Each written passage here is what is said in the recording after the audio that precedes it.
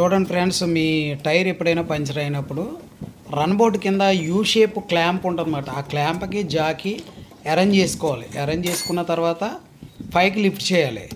యాక్చువల్గా జాకీ పెట్టకముందే 4 బోల్ట్లు కూడా లూజ్ చేసుకుని ఉండించుకోవాలి. తర్వాత జాకీ లిఫ్ట్ చేసుకోవాలి. లిఫ్ట్ చేసుకున్న తర్వాత మనం టైర్ బయటకి తీసేసిన తర్వాత పంచర్ వేసుకోవచ్చు. ఇలాగ ఈజీగా ట్యూబ్లెస్సే కాబట్టి మీరు చాలా ఈజీగా పంచర్ అనేటువంటిది వేసుకోవచ్చు.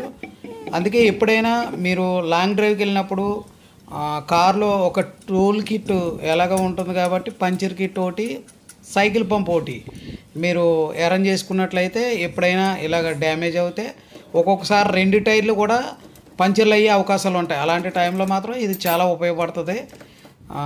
ఈ వీడియో నచ్చినట్లయితే లైక్ చేయండి, షేర్ చేయండి, సబ్స్క్రైబ్ కూడా చేయమని కోరుకున్నాను. Thank you very much.